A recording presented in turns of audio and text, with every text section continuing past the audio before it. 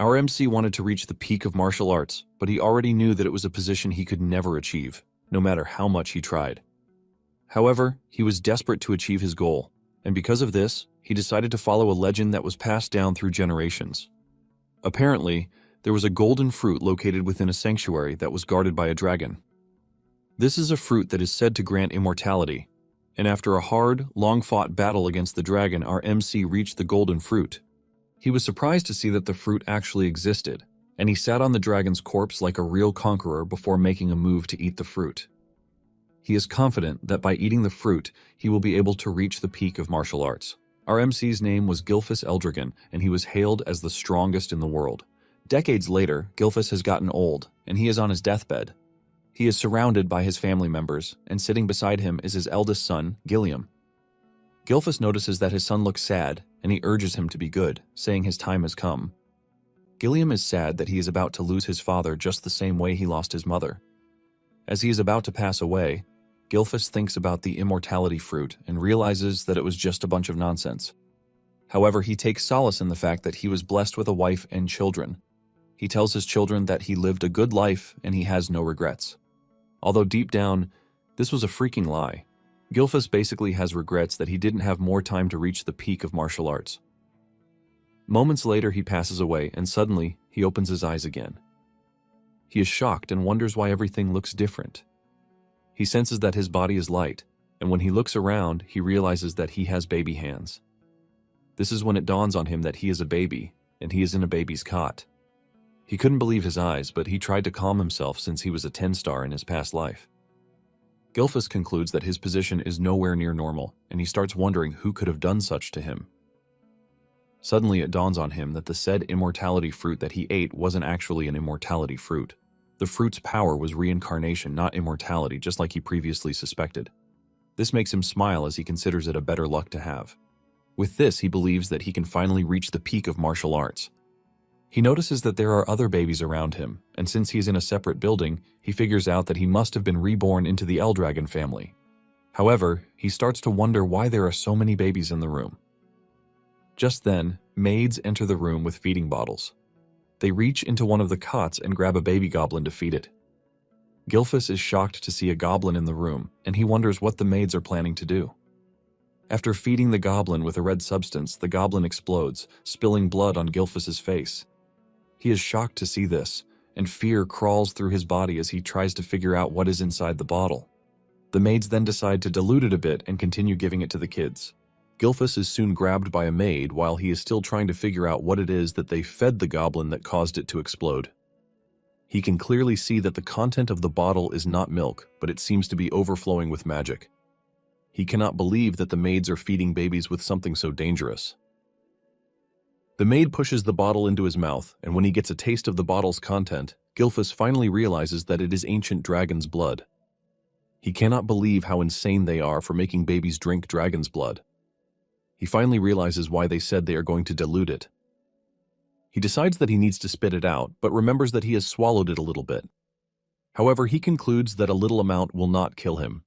He notices that the other babies are also spitting out the substance and decides that this is the best thing for him to do before he explodes. Just then, it dawns on him that he might be making a mistake by spitting it out. He realizes that if he absorbs all the magic power, he might end up surpassing his past self and finally reach the peak of martial arts. He doesn't have a clue what is going on, but he decides to use the situation to the best of his ability. He drinks everything in the bottle with a face determined to show everyone why they shouldn't mess with him. Even the maid is shocked to see that Gilfus is happily consuming the dragon's blood that is being fed to him.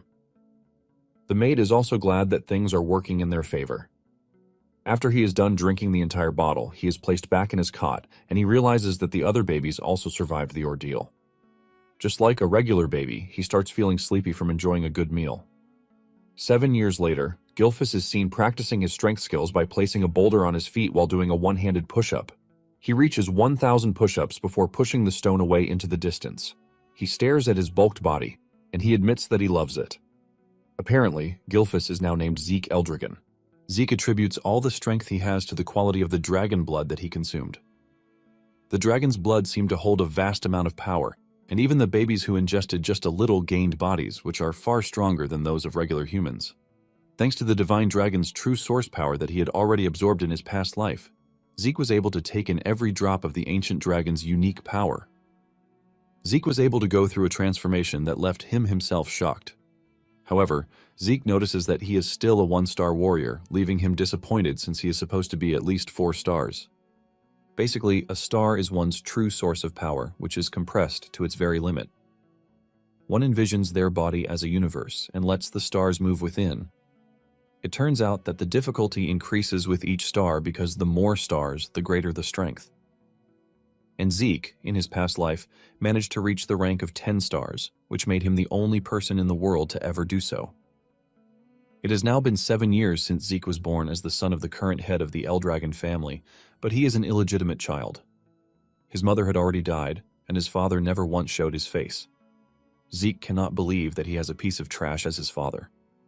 Apparently, he reincarnated a millennium later, where the world has become a place for the weak to die at the hands of the strong. There is also a strange ritual known as the Dragon's Trial. Only babies who survive drinking the blood are supposed to be trained as Eldragon warriors, but Zeke has not received a single training from anybody. He tries asking the maid some questions, but the maid simply answers that she is not at liberty to say it. Zeke vents out to the maid, reminding her that those who pass the trial are supposed to get combat training, but he is surrounded by only maids and not a single instructor in sight. The maid acts like a doll as she asks Zeke if there is anything he requires, but he says no. Actually, Zeke can handle himself since he is currently focused on building his body more than getting combat training. Zeke then asks the maid if she can give him information about the other children in the main family, but the maid gives him the same reply, which is that she is not at liberty to say. Zeke tries to twist his way around to get an answer, but the maid maintains her answer. Zeke is pissed as he wonders if this is the only thing the maid can say. Zeke then asks the maid if he is at the house to be mistreated, but the maid debunks this, saying they have been ordered to tend to his personal needs. Zeke notices that the maid is a 3-star fighter, and for combat training, she would help him. Since the maid is not being helpful, Zeke decides that it is time for him to head into the forest.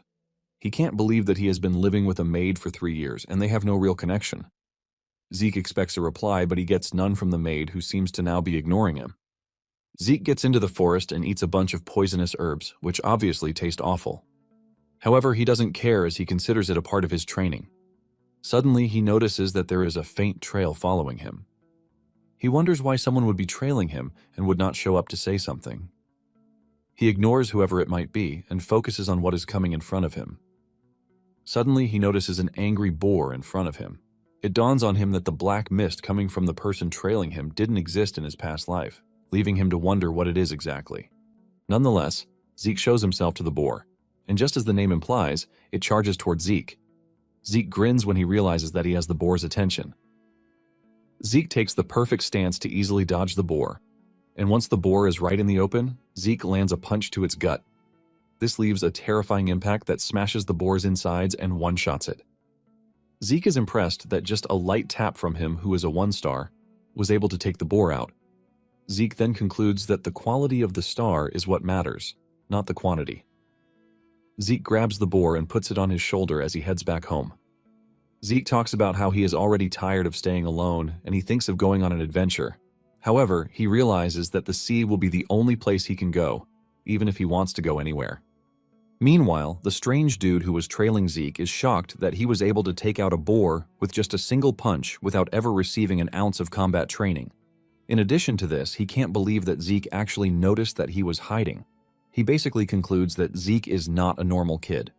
Since his mother died very young and his father had no interest in him, he concludes that there is no way Zeke could have received a proper education. However, he isn't allowed to run away since he is the child of the family head, and because of this, he has been kept under surveillance. The strange dude realizes that things are getting very interesting at every turn. Zeke returns home and notices that there are visitors at the house. He can sense the strength of these visitors, and he wonders what it is that they want from him. He walks to the door to eavesdrop on their conversation, and from what he can sense, there is no killing intent from them. He then finally opens the door to see some men in the room, and he asks them why they have come. He notices that the men have the Eldragon emblem on their clothes. This gets him even more curious, and he wonders what the men want from him. Just then, the men tell him that they have come to take him because he needs to undergo an examination. Zeke almost loses his mind when he hears this, since no one told him about any freaking examination. Soon afterward, Zeke is taken to the main house. He never expected that he would come back after 1,000 years since he had been away from there. Zeke is dressed in a school uniform by the men who came to the house. It turns out that he was brought to the main house not for luxury, but to attend the academy known as Dragon's Nest. This was an academy that was established by the Eldragon family, and everyone born in the family aims to enroll in the academy. Apparently they all receive education when they turn 7 years old, and today was the entrance examination. But Zeke didn't receive any education in the first place. However, Zeke has no choice but to take the exam since it is mandatory, which is why he was brought all the way from where he is staying in the woods. Zeke is frustrated by everything, and this causes him to bow his head in pain. While the other students walk past him, one of them with blue hair, Langus approaches him. Langus is from the Old Scale village, and he asks Zeke if he is fine or if he is in some sort of trouble. Zeke turns around to look at him, and he rudely asks him what he wants. Langus appears to be a timid person, as he tells Zeke that he was only trying to help since he looks like he is troubled. Zeke is shocked by Langus's approach. He can sense that he is the shy type, but he notices that he has some power running through him. Zeke gets on his feet and apologizes for being rude. He then introduces himself, and he tells Langus that he is only confused as to what the family heads are planning to make them do. Langus then replies that the exam content doesn't change from year to year. However, Zeke clears the air, telling Langus that he actually does not know what the exam is all about. Langus is shocked when he realizes that the dude in front of him truly has zero knowledge of what he is saying. Langus wonders if Zeke will be fine since he has no idea what he wants to face during the examination. Langus then decides to take the pain to explain to Zeke. Just as he is about to start explaining, a group of bullies appears from behind, calling Langus a runt. Even Zeke is shocked to hear someone calling Langus a runt. The bully group turns out to be led by a dude, Retton, and he is also from Old Scale Village. Retton makes fun of Langus, asking him why a runt like him is coming for the examination when he can go home and just play around. Langus still fails to catch the diss as he replies that he has come for the examination, but this only causes Retton to scream at him. Retton tells Langus that he is a piece of trash and that there is no way someone like him will ever get into the academy. Retton continues having a laugh at Zeke as he reminds him that his father is a mock dragon. Zeke notices that Langus is pissed as he can see that he has clenched his fist. Apparently, the Eldragon family has a hierarchy, which is established by an absolute monarch. The rookies are known as lesser dragons, the common soldiers are known as young dragons, and the captain class are the adult dragons. Sitting at the top are the elders, or executive class, and they are known as the elder dragons. However, there is a level at the bottom which is reserved for trash, and they are called the mock dragons. The mock dragons are those who failed to enter the dragon's nest or those who could not graduate from the academy. They are basically referred to as fakes, but Langus wants to prove that people like him are not fakes. Zeke then decides to join the conversation, and he asks Retton how he knows that Langus is trash when he hasn't even undergone the examination. Retton is shocked by Zeke's interference, and he asks him who he is and if he has a problem with him. Zeke replies that he is cool, but he just wants to know why Retton thinks it is impossible for Langus to enter the academy. Retton then replies that people like Langus are weaklings. Zeke is shocked to hear this, and he simply tells Retton that Langus is stronger than him and his gang of trash. This pisses Retton off as he asks Zeke if he is implying that they are beneath someone like Langus. Before the entire thing can blow up, an examiner shows up to tell the students that the entrance examination is about to begin. He tells the applicants that they are required to pick a number tag after registering. Retton stares at Zeke with so much disgust, promising that he is going to remember his face. Zeke is surprised that Retton is already pissed, and he wonders why the current youth are short-tempered. Langus is surprised to hear Zeke say this since they are all of the same age. Langus then adds that anyone would get mad if they were called weak. Zeke then asks if the exam is mandatory, but Langus mentions that he is free to withdraw if he thinks he lacks the ability to participate in it. This comes as a surprise to Zeke, but this further proves to Langus that Zeke knows nothing. Langus then advises Zeke to withdraw since he might get hurt during the examination. Zeke lets Langus know that he has no intention of withdrawing. Langus is surprised to see how confident Zeke is even though he has no idea what the exam is all about. Zeke then suggests that they get a move on before the exam begins. Momentarily, all of the applicants are gathered. The examiner stands in front to tell them the details of the exam. He lets them know that all they need to do is leave a scratch on the rock in front of them to pass the examination. However, No weapons aside from the ones provided by the examiners are allowed. To make it interesting, they are allowed to use their bare hands as long as they can make a scratch on the rock. The examiner then reveals that they all have 3 attempts each, but Zeke doesn't see this as a particularly difficult examination. Langus is horrified to hear this, and Zeke wonders what the surprise is, since all they need to do is get a scratch on the rock. Zeke was already expecting some crazy examination because of the trial that they put them through by having them drink dragon blood, but with what he is seeing, Zeke is highly disappointed. The examiner then orders the examination to begin. The first applicant walks up to the rock and slashes it with all his might, but this shatters his sword and leaves a loud bang that almost deafens those who are present. Even with all the strength that he put into it, he was unable to leave a scratch on the rock. The boy crashes to the ground in pain, and the examiners ask him if he is willing to use his remaining 2 attempts, but he is in so much pain that he can't. They declare this a forfeiture, and he is taken away. Zeke then notices that Langus is acting all weird, and he wonders why this is, since the exam appears to be easy. Zeke then asks Langus about the rock. Langus reveals that the rock is called the Regeneration Stone, and it can repair any minor scratch instantaneously. It also has the ability to reflect a damage impact by 100 times over if attacked with brute force. Zeke concludes that the rock is pretty outrageous. Langus then mentions that one can actually leave a scratch on it if the ether source power within a person is properly circulated. With what he just heard, Zeke figures out that it basically falls on the proper handling of the ether source power rather than the individual's martial arts skill. Zeke takes a glance at the participants and he figures out that there is a considerable number of applicants who should be able to pass the exam. He notices that Retin and his guys are also strong enough to pass the exam. From where he is sitting, he can hear the applicants failing one after the other after their arms are broken from trying to leave a scratch on the rock. Momentarily, the examiner calls on number 315, which is Zeke's number. Langus fears for Zeke and he urges Zeke to withdraw, but Zeke assures him that he will be fine. Zeke steps up, and once the examiner sets his sight on him, he senses an immense pressure and aura coming from Zeke. Zeke is asked for a choice of weapon, and Zeke replies that there is no need for one as he plans to use his bare hands. The examiner asks him again if he really doesn't want to use a weapon, and he says yes, assuring the man that his fists are enough to do the job. When the other students hear this, they start making fun of him, saying there is no way he is going to be able to get a scratch on the rock with just his fists.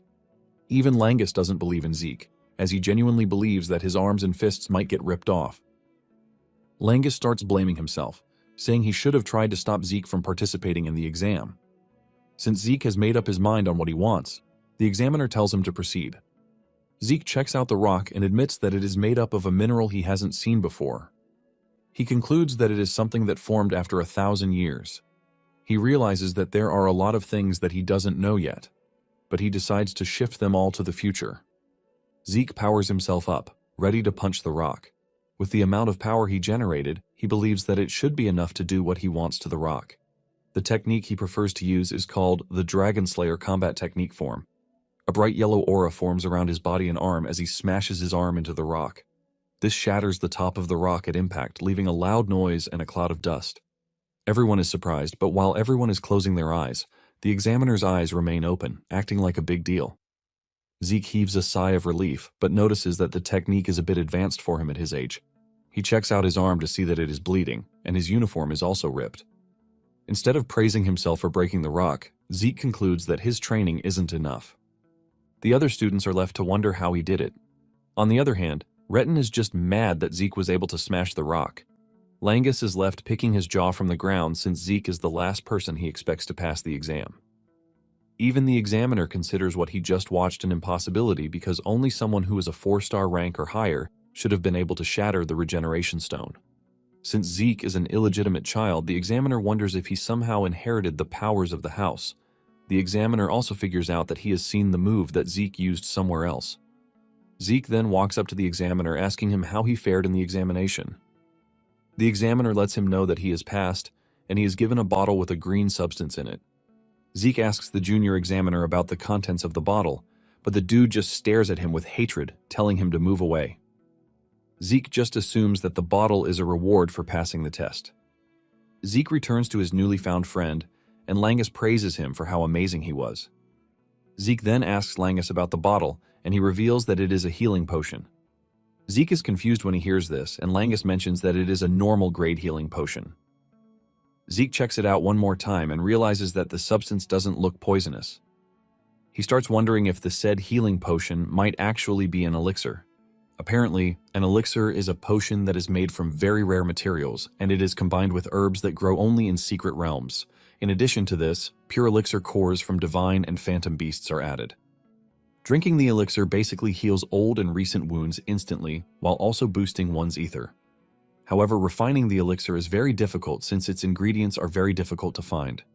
This is why it rarely appears on the market. Zeke then consumes the healing potion, and just as expected, his torn arms heal back up.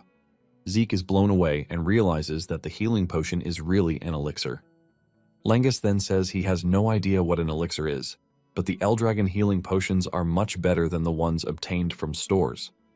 Langus considers this a normal thing, while Zeke is entirely blown away, since all of his injuries healed instantly. However, he notices that there is no ether surge like when he takes an elixir.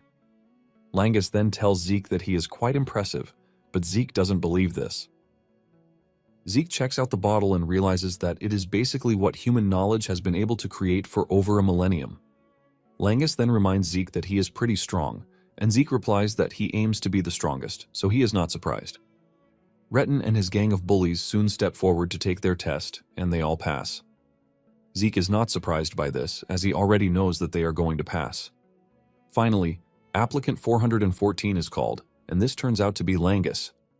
As he walks down the stairs, Zeke notices that Langus is nervous, and he urges him to pull himself together, assuring him that he is going to be fine. Langus basically turns around, telling Zeke to stop raising the bar so high. When Langus reaches the test site, he picks up a sword, leaving Zeke to wonder what the dude is actually doing. Langus takes a deep breath and launches his sword strike at the rock. However, he fails to leave a scratch, and he even falls down in the process. As usual, the examiner lets him know that he has 2 more trials.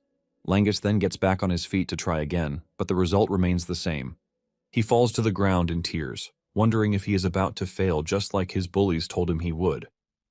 Just as expected, Retin and the others are already laughing at him, saying the child of the half-dragon will always be half-dragon. They urge him to give up while reminding Zeke that he earlier said that someone as weak as Langus is stronger than they. The examiner then tells Langus that he has just 1 more try. They ask him if he wants to try again, and Langus starts to stutter as he falls into a state of total darkness. Just then, Zeke's voice appears from the darkness, asking him what he is doing. Langus turns around in confusion, and Zeke suggests that he use a spear instead of a sword. Langus is still confused by this, and Zeke says he means what he said. Zeke berates Langus for using a weapon that doesn't suit him. Zeke assures him that no matter how many times he tries, he won't be able to make a dent in the rock using a sword. Retin and his friends start laughing at Zeke again, saying Langus was taught to use a sword from when he was a kid, and he never took spear lessons. At the same time, they believe that Langus will still remain his pathetic self, even if he switches weapons. Zeke then asks the examiner if they are allowed to change weapons mid-test. The examiner assures Zeke that there is no problem in doing this. Zeke smiles at Langus, telling him that he is free to go ahead and use a spear. Zeke stands as a proper motivational speaker, asking Langus if he is ready to leave like a loser, but Langus says no. Langus then gets back on his feet as he tells Zeke that he will take his suggestion and try using a spear. Apparently, Langus's father wasn't allowed to enter the dragon's nest, and he was always at the receiving end of mockery. Even with all of these, he never gave up, and he still made sure to raise his son well. Because of everything his father did for him, Langus is willing to prove that he is not fake. He remembers Zeke saying he will always meet the same result no matter how many times he uses a sword. He hasn't known Zeke for long, but he is choosing to believe in him. However, he doesn't know how he is supposed to use the spear, and Zeke just tells him to thrust it straight. He urges him not to think hard about it and just do it. Langus knows it is impossible for a first-time spear wielder to just hit the regeneration stone and damage, but he will never be sure if he doesn't try it. Even though he just met Zeke, he is choosing to trust him. Since Zeke believes in him, he also wants to do the same.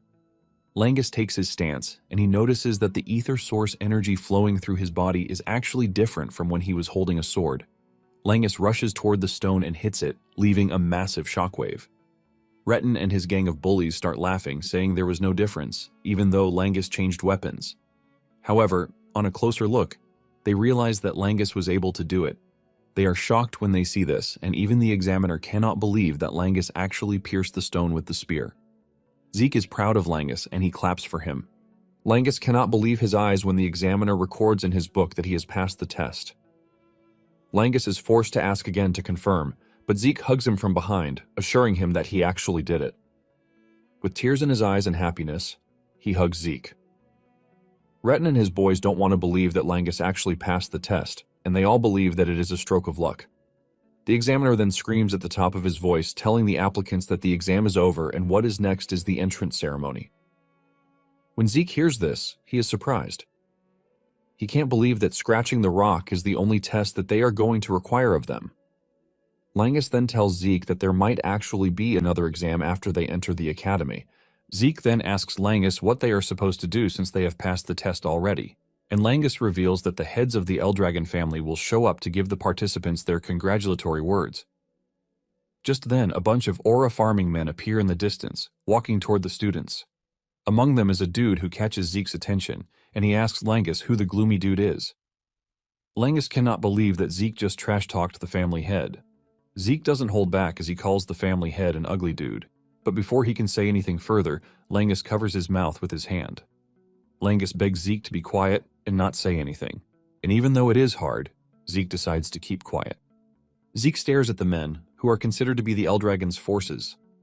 He is impressed because there are a couple of decent dudes since they are mostly 6 stars. However, the head of the family, Balza Eldragon, is an 8-star warrior, which makes him a big deal. Back in his time, there were just a few 8 stars in the world, and Zeke wonders just how many will be left. Zeke then tells Langus how he feels. He lets him know that he doesn't like Balza. He doesn't even care if the man is his father or not. Just then, Balza steps forward with an overwhelming aura to address the students. He only says a few words to the students, and this is him telling them to become the flesh and blood of the Eldragon. However, these words carry a crushing weight alongside his aura as all of the students except Zeke start to tremble. Even Langus complains of how hard it is for him to breathe, but Zeke feels nothing from Balza's presence. All he can feel toward Balza is pure hatred, even though he doesn't know why. After he is done addressing the student, Balza turns around to leave. Another elder then takes the reins, telling the students that the head of the house is expecting great things from them. This person catches Zeke's attention too, and he starts to wonder who the blonde-haired elder is.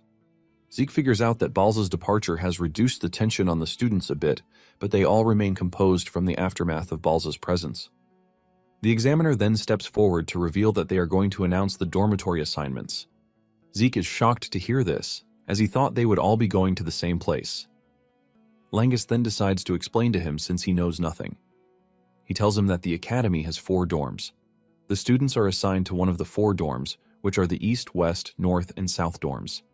Momentarily, Zeke hears his name and he stands up to leave. He tells his new friend to take care of himself, and the two exchange pleasantries before he leaves. Zeke has been assigned to the Academy's East dorm, and he is surprised to see how much things have changed in over 1,000 years. He follows the directions written in the note in his hand to navigate his way to his room. He is worried that his roommate will be mad that he is coming in late, and this all happened because he got lost. He finally makes it to the door, and with all enthusiasm, he opens the door to announce his arrival and greet his new roommate. However, the enthusiasm and excitement die off when he sees who his roommate is. Zeke cannot believe that his roommate is none other than Langus, and when he sees the boy, he just assumes that he has an unexplainable connection with him. Langus smiles while agreeing with him and also mentioning the fact that he was already feeling lonely. Zeke then asks Langus if there is no plan for the day, and he says there is none. Since their training session will start the next day, they have been instructed to rest. Zeke has no idea of this since he was not paying attention during the entire orientation session. He looks bright while admitting this, but Langus doesn't think it's something that he should be proud of. Langus decides to move past the entire scolding session and suggests that they get some sleep since they will be training the next day. Apparently, Zeke was initially planning to ditch the school and just go on an adventure, but the new things that he saw since he arrived at the school interested him. He has decided to stick with the house just a little bit, if this will help him to learn more about the world after a millennium.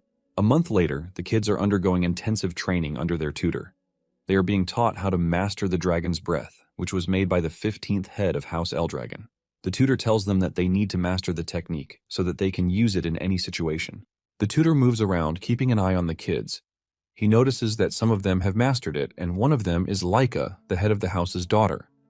Apparently, she is already skilled enough to be classified as a second star. However, he is more interested in Zeke. While everyone else is struggling, Zeke is carrying a boulder on his head while holding 2 dumbbells that have small boulders on them too. The tutor starts to draw closer to the fact that Zeke inherited the head's power. However, he wonders how he is able to master everything since he had no teacher who could have put him through. The teacher can only wonder, but couldn't come to a conclusion. On the other hand, Zeke is thinking about how the breathing technique, the Dragon King's breath that he invented, has been modified and passed down as Dragon's breath. Apparently, breathing techniques are ways to draw ether from the air into one's body and pass it around, which ultimately helps to enhance the ether. However, the optimal level depends on the user's skill and creativity. This is the reason each noble house refines its own style and keeps the finished technique secure. Zeke admits that the technique is safe and easy to learn, but he believes that it is utterly useless if he can only use it when he is standing still. Basically, his original technique allows him to use ether while moving around. The effects of the technique are huge, but only a few inherited it because of how difficult it is. Zeke simplified it back then so that anyone could use it in order to make the clan stronger, but he never thought it would evolve and be around for 1,000 more years. Zeke is impressed by this, and he believes that there might have been other martial arts techniques that have changed over time too. After the training session, the kids head to the dining hall to eat. While everyone is struggling to eat due to tiredness, Zeke is munching on his food without a care in the world. He notices that Langus is looking drained, and he urges him to eat his food because he won't be able to move optimally if he runs out of energy. Langus is forced to ask Zeke how he is so full of energy when everyone else is drained. Zeke disses Langus, telling him that he is just a weakling. He urges him to eat more and train harder. While lecturing Langus, Zeke notices that some of the kids who are well-trained are actually eating their food. Just then, Zeke is approached by Laika, and because Zeke doesn't know her, he straight up asks her who she is. Langus almost chokes on his food when he hears this, and he quickly moves to Zeke to whisper in his ear. He tells him that Laika is the head's daughter, but Zeke innocently tells Langus that he had no idea. Langus is almost dying from pressure as he tells Zeke that they are not even supposed to be talking to Laika. Zeke just stares at him like a fool, while telling him that he is also the head's son, even though he is an illegitimate child. Langus and Laika are both shocked when they hear this, and Laika asks him if he is telling the truth. Zeke calmly replies that he has no reason to lie. Laika then asks him how he was able to get strong enough to smash a regeneration stone with his bare hands. Laika is genuinely interested, but Zeke just replies that he was able to do it because he is just a cool dude. Zeke notices that Langus is totally out of his zone, and he calls him back out of it, telling him to eat his food. Laika then moves closer to Zeke, asking him if he would like to join her. Zeke is confused by what she means, and Laika says it plainly, urging Zeke to become her subordinate. Laika tells Zeke that she is going to become his backer since he is an illegitimate child, and he would obviously want allies. Laika wants Zeke to assist her in becoming the next head using his power, and she promises to reward him generously when she becomes head of the family. She sweet-talks this, but Zeke calmly tells her that he is not interested in the offer. When Laika hears this, she assumes that Zeke is also aiming to become the head of the family, which is why he is rejecting the proposal. While she is busy spewing her trash, Zeke is observing her, and he sees that she is already on the verge of becoming 2 stars, and he considers it something impressive for her age. Zeke finally opens his mouth to tell the girl that she is free to do whatever she likes because he is not interested in anything that concerns the family. Laika is shocked to hear this, and she gets more persistent as she asks Zeke what he really wants. Zeke is pissed off, and he angrily stabs the table with his table knife while unleashing a scary amount of pressure from his body to tell Laika that he has no interest in serving anyone. Zeke says he wants to be alone because he is obviously the strongest. Laika can feel the pressure from Zeke, leaving her utterly shocked. She cannot believe that Zeke's aura is actually scaring her. Zeke continues munching on his food while Langus tries to calm the situation. Laika then loses it, and she challenges Zeke to a duel. Zeke is surprised by this, but he is not one to shy away from a challenge. In no time, the news about the duel spread among the students that Laika is having a duel at the training grounds. The students rush over to watch the duel, and while Langus is freaking out, Zeke is acting very casual. Langus tries to remind Zeke that he is about to fight Laika, but Zeke simply replies that he has no idea who she is. Zeke then notices that Langus is also acting formally, and he asks him why this is. "Well, genius, this is because you are the head's son," Langus says. Zeke then asks Langus what it is that he wants from him. Zeke tries to explain the situation to him. He says Laika is Balza's daughter, and she also has Typhona blood, which is basically one of the 4 great houses backing Eldragon. Langus says Laika is a genius because she was able to master every form of swordsmanship that comes from House Typhona. Zeke just stands there casually while telling Langus that the only thing he is aware of is the fact that she is Balza's daughter. Zeke starts laughing, saying that not knowing actually adds more juice to the entire thing. He considers it an exciting turn of events, while Langus scolds him that there is no way he is going to win against Laika. Langus asks him why he accepted the challenge in the first place, and Zeke says it is obvious that he is expected to accept if he is challenged to a duel. In addition to this, Zeke stares at Laika, and he concludes that she looks readier for the duel. Laika then screams at Zeke to stop chattering while staring at him with her sword pushed into the ground like a proper warrior, and asks Zeke if he is ready to be taught some really good manners. Since the two are ready to fight, Langus leaves the arena for them. Langus urges Zeke to be careful as he runs away. Now that they are alone, Zeke asks Laika why she is so hell-bent on fighting him. Laika replies that she is aiming to be the next head of the house, and to claim the said seat, she wants to defeat Zeke and make him serve her. Zeke is shocked when he hears this, and he starts wondering what it is everything has to do with him. Laika is surprised that Zeke is acting all nonchalant, and she asks him if he doesn't know the truth about his family because he is an illegitimate child. Zeke is about to tell Laika that he knows when she cuts him off. Laika explains that, including Zeke, there are 5 heirs competing to be the next head. Zeke is the only one who doesn't carry blood from one of the 4 great houses of Eldragon. The key point is that whichever house produces the head, which means they are all striving to be the best in the academy. And to stand against her brothers, Laika says she needs more allies. The whole explanation leaves Zeke totally confused, but he manages to grasp the point of it. Laika lets him know that she is fighting to secure her place, and without wasting any more time, she lunges toward Zeke. She is determined to defeat Zeke, and with her sword she tries to land a hit on Zeke, but he subtly steps back. Zeke dodges the strike, but the sword strike leaves the ground shattered. Laika is not ready to give up as she stands up again to attack Zeke. She swings her sword frantically and with great power, leaving the spectators totally amazed. They commend Laika for being so great with the sword, even if it is just a training sword. As if she can hear the spectators cheering for her, she increases the intensity of attacking Zeke. However, Zeke simply leaps around the arena, dodging her every strike. The spectators, on the other hand, are blown away by how powerful Laika is, since she is the child of the family head. They are confident that Laika will finish the match in time. Unknown to them, Laika is already getting frustrated because all Zeke does is jump around to dodge her strikes. Zeke puts little to no effort into dodging Laika's attacks, forcing her to question her inability to land a hit. Zeke commends Laika for actually being fast, and the kind of technique she is using also appears to be great. Zeke even adds that she is performing better than regular 1-star warriors.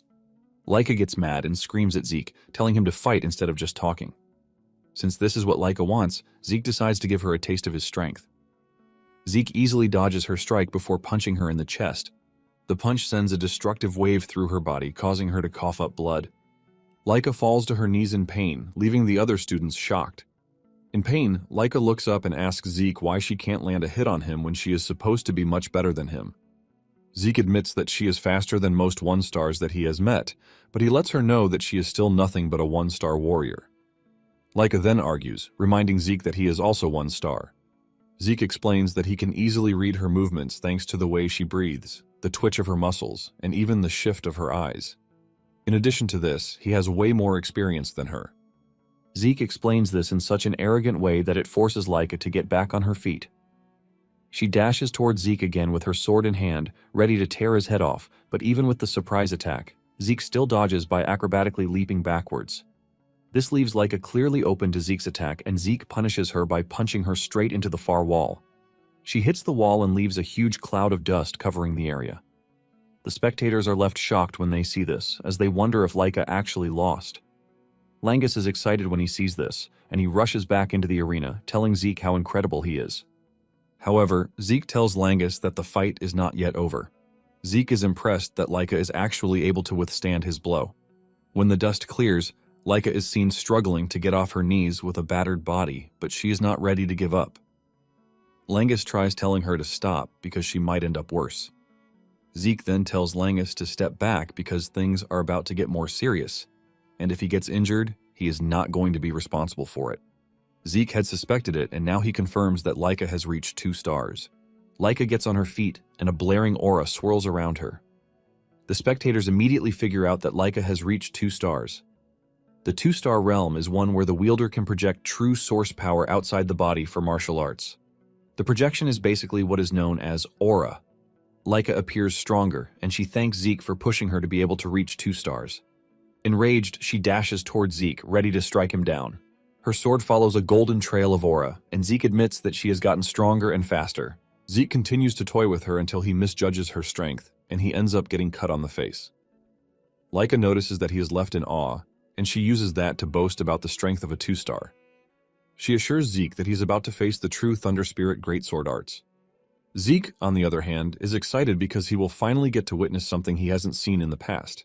He is absolutely hyped to see what Leica has in store for him. Leica then activates her Thunderlight Flash technique that hits Zeke before he could even move, leaving him totally shocked and with questions of how Leica is able to wield lightning. Zeke admits that Leica is quite insane, but Leica doesn't see any form of regret coming from him because he is smiling. Leica angrily activates another technique, striking Zeke, leaving him to come to the conclusion that whatever Leica is doing is just too much for him. He knows that his body can't take what Leica is doing to him just yet, and while he is still trying to gather information on his current status, the spectators are all amazed. They never expected someone who is a 1-star warrior to stand toe-to-toe with Leica. Zeke figures out that Leica's movements haven't changed much, but her upgrade to 2 stars has given her a sudden explosive power. Zeke is forced to admit that Leica is doing pretty great, in addition to the fact that being covered in lightning the way she is doing it was basically impossible 1,000 years ago. With the way she is moving around, Zeke figures out that he could land a counterattack, but he is curious to see her full power, so he is ready to take the hits till then. Leica is pissed that Zeke still has the effrontery to be smiling even when he is in such a bad situation.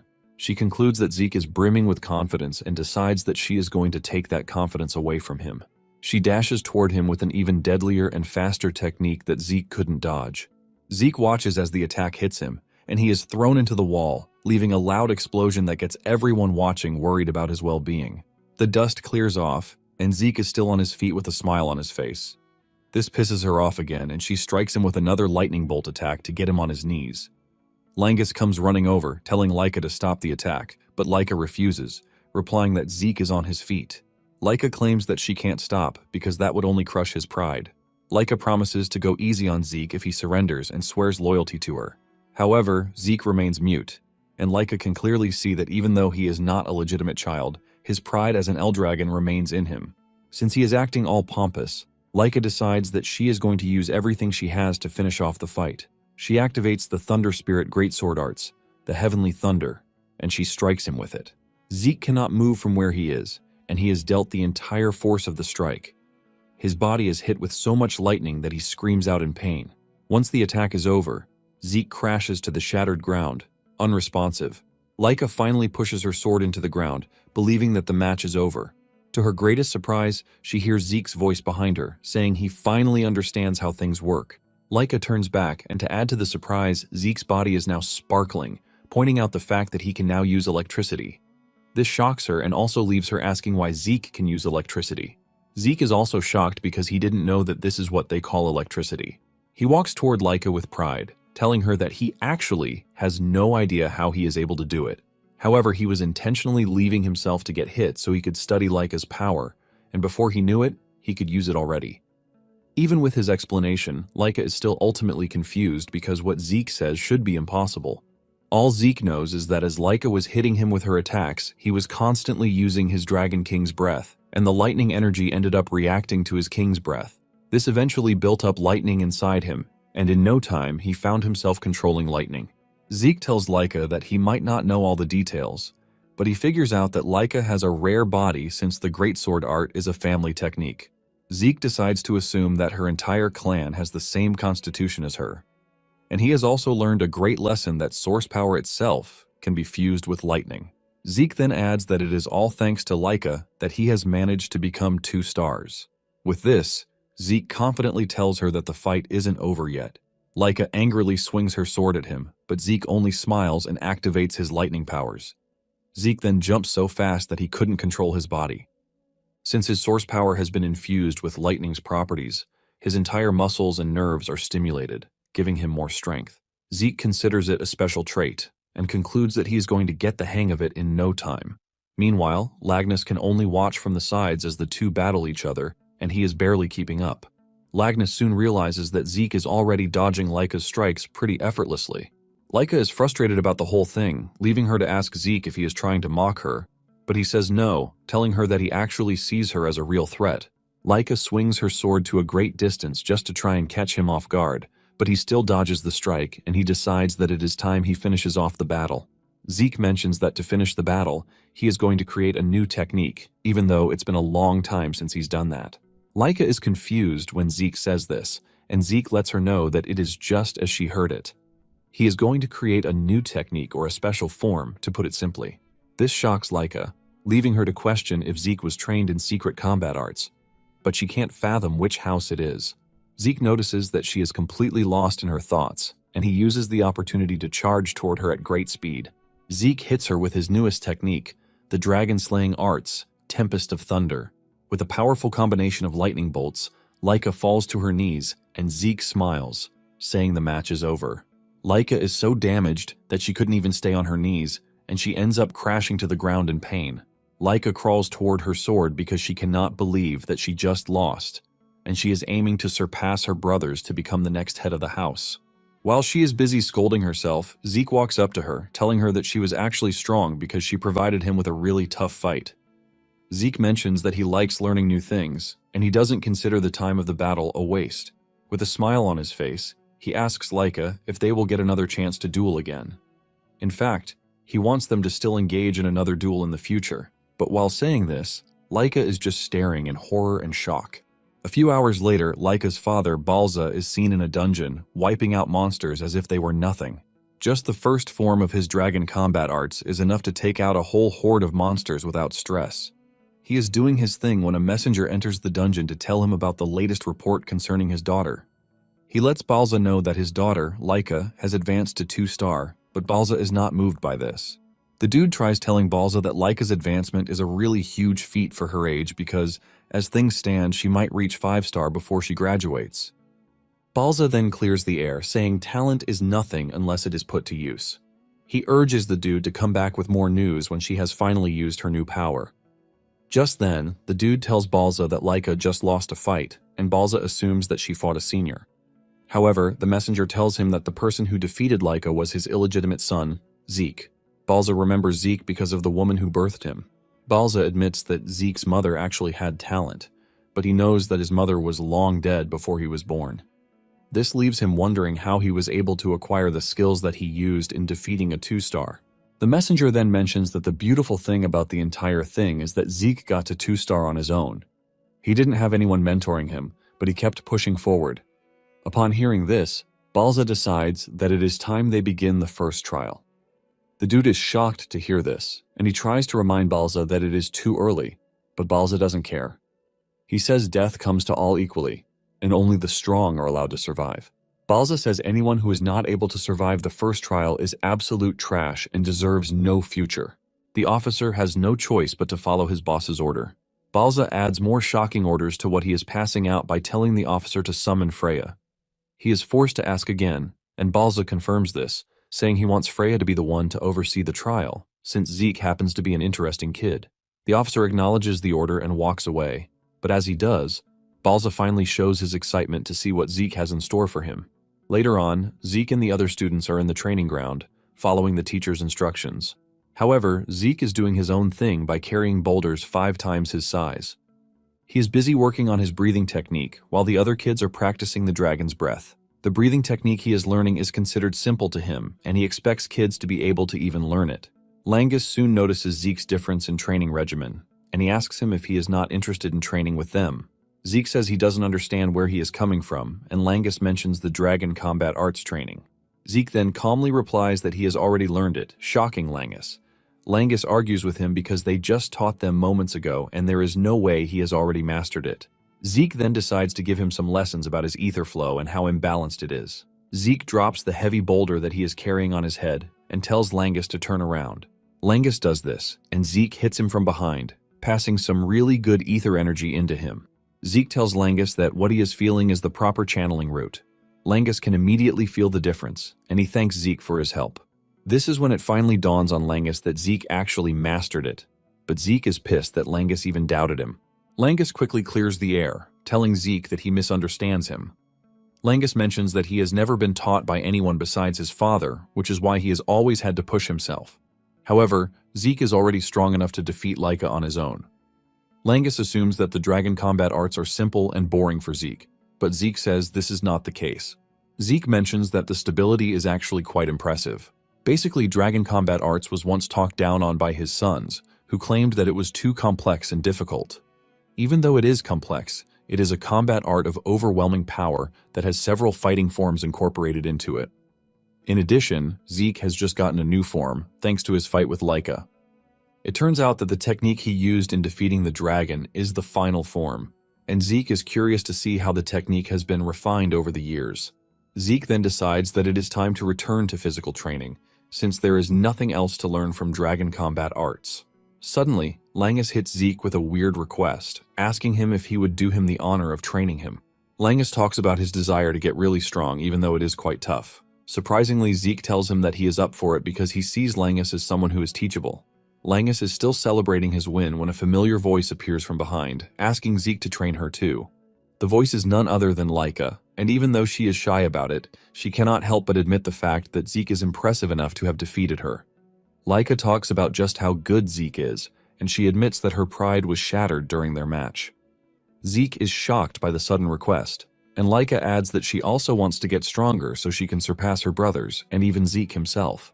Laika completely throws away her ego, and she urges Zeke to teach her how to be stronger, but Zeke takes a moment to think about his answer, leaving Laika in a state of panic. Laika is impressed when she realizes that Zeke is ready to train her, since he also has a claim to the title of the head. Zeke assures Laika that he doesn't mind training her, but he is worried that she is not healed from their last fight. Laika then reveals that she used a healing potion, which is why she is fine. Zeke is blown away by the ridiculous things that the potion can do. Langus then says Laika is also impressive, aside from the fact that she used a healing potion. Zeke agrees, saying they now live in an era where everything is possible. Laika also comes clean, saying that without the potion, she would have been bedridden for a whole month. She then asks Zeke again if he is ready to train her, and Zeke assures her that he is not one to turn down an eager young talent. Lagnus and Laika are shocked by his choice of words, since he is also young like them. Zeke nervously moves past the matter to avoid further questioning from the two. Zeke then asks Laika if she is sure about receiving training from him because he is the one who beat her up in the first place. Laika replies that she doesn't mind because she is not in a position to care about status or pride. She is ready to do whatever it takes to get stronger and claim the position of head for herself. Zeke then asks her why she is so obsessed with being the head of the family, because this was the same thing she was shouting when they fought. Laika then confesses that failure to become the head of the family means the only path for her is marriage. And talking about marriage, it is going to be a political one, which is pretty obvious. She is going to end up marrying one of her cousins, or a dude that she has never even met in her life. Zeke is shocked to hear this, and Laika explains that the Eldragon bloodline is valuable, especially for the four great houses. She says the true source of their power is pretty unique, which is why they are going to use the ladies in whichever way they please. Zeke bursts out in rage when he hears this because he never believed that the family would treat a human being like breeding stock. Zeke swears that he will be the one to put an end to the trash culture and tradition. Suddenly, the instructor calls the students' attention to the fact that there is a new instructor in town. He tells them that the said instructor came, even though she was very busy. The redhead lady appears out of nowhere and tries to grab Laika by the ear, but her reflexes kick in, and she moves backward before she can touch her. The lady commends Laika's reflexes, saying they are pretty sharp. Langus, on the other hand, is trembling from fear, and he grabs Zeke because he couldn't even sense her. The instructors finally introduce the mysterious lady standing in front of them as Freya. Freya is a member of the Black Dragon Corps, and she smiles, saying it is nice to meet the students. Freya notices that Zeke is not surprised, and she mentions this. Zeke shatters her ego, telling her that there is nothing to be surprised about. However, Zeke smiles, telling Freya that she has an intriguing skill. Freya finally understands why the head of the family has been concerned. On the other hand, Zeke is more interested in Freya's martial arts than her annoying concealment skill. Zeke notices the flow of power in her legs and realizes that he has not seen anything like it before. Zeke is already eager to get it on with Freya because she appears to be really interesting. Freya then joins the other instructors to tell the students to be at their best behavior. The head instructor also mentions that Freya is a 6-star dragon, and he urges the students to pay attention. The other students are shaking and trembling from Freya's amazing power, unlike Zeke, who doesn't really care. The students ask Freya if she's going to teach them her skills, and she says yes, but tells them that they are going to have to pass her test first. The students panic when they learn that there is a test involved, but Freya assures them that it is an easy one. She brings out a crystal orb, and she tells them that they have to take the orb and then spend a whole month on Poison Dragon Mountain. This sends another wave of panic among the students, but Zeke remains calm as usual. He realizes that it's been a long time since he heard the name. The Poison Dragon Mountain is a place that is home to countless venomous beasts. Even the plants on the island are so dangerous that brushing past one of them means instant death for an ordinary person. Zeke remembers that he used to train there in his past life. He wonders if the mountain is not too much for the kids. Freya reveals that anyone who goes missing or breaks their crystal orb during the test is automatically disqualified. One of the students then asks what will happen if they fail the test, and Freya lets them know that they are automatically expelled. As for the poison, she tells them that they can control their breath with the dragon's breath technique. She assures them that they will be fine as long as they keep their orb safe. Laika protests, saying there are monsters on the mountain, and Freya coldly replies that it is up to them to kill the monsters. It is basically a game to survive for a month or die in the process. The students start to panic, but Freya urges them to calm down because they still have 5 days before the test. In the course of 5 days, they are expected to choose and learn one of House Eldragon's basic martial arts to help them survive on the mountain. She assures them that once they have a fighting style, it will be easy for them to survive. However, she lets them know that she won't be taking responsibility for whatever happens if they can't master the fighting style in 5 days. One of the students asks if Freya will step in and help them if they are in danger, but she tells them with all seriousness that they are on their own. Freya believes that the test is very easy and that they should be able to clear it without much difficulty. Zeke is shocked by everything he is hearing, leaving him to wonder if the family has really gone down the rabbit hole. Freya then calls them forward to start picking out what manual they want. Langus is confused about what to pick, and Zeke urges him to pick the Spear manual. He reminds him that he used one during the entrance examination, and hearing this, Langus makes his decision. Zeke also notices that Laika is confused about what to pick, and he tells her to pick the Axe manual. Laika is shocked, and she asks Zeke why she should pick the Axe manual. Zeke strolls away, telling Laika that it is going to cover what she is currently lacking. Since this is Zeke's advice for her, she decides to go with it. Once they have all picked what they want, Freya tells them to train on it for the next couple of days. Freya assures them that failure to do this means nothing but certain death. Suddenly, Freya adds one more rule to make things spicy. She tells them that during the test, senior students from the inner building will be trying to steal their crystal orbs. The seniors who will be joining them have just one job, and this is to steal their orbs. Freya then tries to make things make sense by saying there are more of them, so they should be fine. Langus almost loses his sanity when he realizes that they will be fighting monsters and upperclassmen at the same time. Laika admits that she is going to struggle against the upperclassmen because they are all 2 stars or higher. Since she is going to struggle, she believes that most of the students are going to die during the test. Zeke agrees with Laika but urges them to form pairs of 2s or trios if they can't handle the situation alone. Zeke mentions that there is no rule against teaming up against the seniors, so they should be fine. Langus then asks Zeke what he plans to do, and he reveals his intentions to go solo because this is more fun. Laika initially wants to protest against this, but suddenly remembers that Zeke is that guy, and he might actually be capable. Zeke smiles as he strolls off, suggesting that they get some food to eat. 5 days later, the students gather at the mouth of the mountain, and they all have their weapons with them. Freya is also present, and she loves the weather conditions because it is perfect for the test. Once she is done gloating, she declares the test open. As usual, Lagnus is nervous, and he wonders if it is okay to team up with Laika since he is not from a noble family. He is doubting himself when he hears another commoner like him, Celine, mention that she is also in Laika's group. There is also another dude, Raymond, who will be joining the group, and they are all commoners. Laika then tells the trio that she doesn't care about status because she invited them due to their insane abilities. Langus is happy to be selected, and he assures Laika that he is going to do his best. The other 2 also assure her that they are going to live up to her expectations of them. As for Zeke, he maintains his stance about going solo. Zeke then commends Laika's team, saying they are a strong team. Zeke can see through their talents and realizes that she has gathered the most capable students in the class. He is impressed that she has a sharp eye for talent. Zeke assures Lagnus that he has nothing to worry about because his team is practically unstoppable. Freya is surprised to see that the students have chosen to move in groups. She commends these tactics, since most of them have not even fully mastered their weapons. Once she confirms that everyone has their crystal orbs, she reminds them that their job is to survive for a month while keeping the orb. She tells them that as long as they have the orb by the end of the month, they have passed the test. She then drops another shocking fact saying the orbs are identical. This basically means they can steal each other's orbs. Freya tells them that the moment they settle into the mountain, the seniors will move in to try and steal their orbs. The seniors create a sense of panic in the kids, saying most of them have not even reached 1 star, which means things will be easy. Once Freya is done with her explanation, she tells the students to get a move on. As they dash into the woods, Laika turns around to tell Zeke that he must return alive, and Zeke tells her the same thing too. While everyone is rushing into the woods, Zeke stays behind, and Freya asks him if he is going or not. Zeke replies that he is not nervous like the others. Once everyone else has rushed ahead, Zeke starts strolling into the woods. After they are gone, the head instructor asks Freya if she thinks the kids will be fine because the exam appears to be too much for their current stage. The man says they are new students who know nothing but the basics, but their combat skills are seriously lacking. Freya then replies that everything will be fine. She admits that the mountain has a lot of monsters residing there, but the monsters are not strong according to her.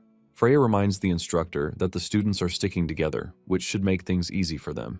However, there is something strange that she plans to release into the forest later on. The instructor hears this and asks her what she meant, but she quickly moves past it, saying it is nothing. Freya then turns to the seniors, telling them to move out too. The seniors also rush out, looking all hyped and eager to take down their juniors.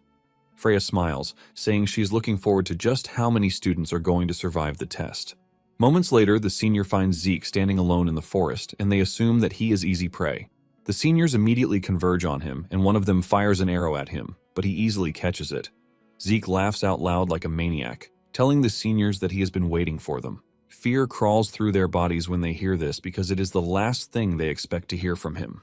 They are still trying to process what is happening in front of them when Zeke dashes toward them with a big smile on his face, looking like a terrifying character straight out of a horror movie. A week later, Laika and team are battling it out against tree frogs. With their precise coordination, they are able to take down a ton of frogs, and Laika commends her team, telling them that they are doing really great.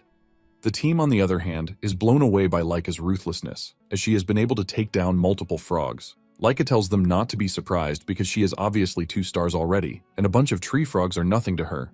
In addition, she is impressed that they have all gotten stronger since the test started a week ago. Celine and Raymond have both become 1 star in the time frame of this. The two are happy, but they heap praise on Laika, saying it is all thanks to her. Langus, on the other hand, has no star yet, and he appears dejected. His team member notices this and lets him know that he is not left out of those who have gotten stronger.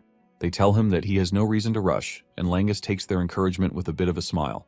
Laika lets him know that being able to take down the frogs without a star is an incredible feat on its own.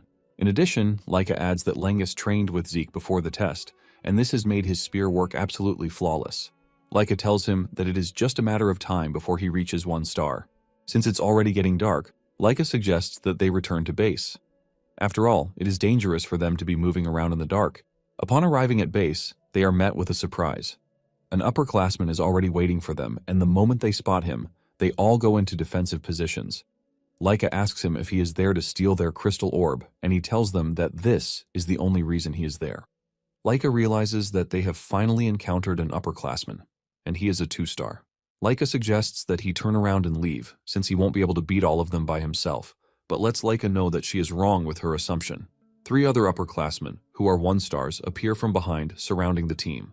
The dude makes fun of Laika, telling her that she might be strong, but at the same time, she can't take them down, while protecting the deadbeats who call themselves her teammates.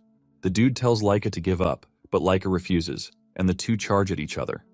Laika tells the others to stay safe until she finishes up with the 2-star dude. A fierce battle ensues between the rest of the team and the upperclassmen. The upperclassmen urge the team to quietly surrender their crystals, but none of them is ready to do this. Langus finds himself facing off with one of the toughest 1-stars there, and he starts contemplating what to do. His mind flashes back to the conversation he had with Zeke. He asked Zeke what to do when facing off against a powerful opponent. Zeke crushes his hope and tells him to just give up. This shocks Langus, and Zeke points out that it is the most natural thing to do, since he has absolutely no chance of defeating a 3-star or even a 4-star by himself. However, he lets him know that he might have a bit of a chance if he is going up against a 1-star enemy. Since they are all focused on the test, Zeke tells Langus that the strongest monsters on the mountain are 2 stars. In addition to this, the upperclassmen they will be fighting are 2 stars at most. With this, Zeke tells Langus that he has a bit of a chance. Zeke tells Langus that the tactic is nothing too complicated.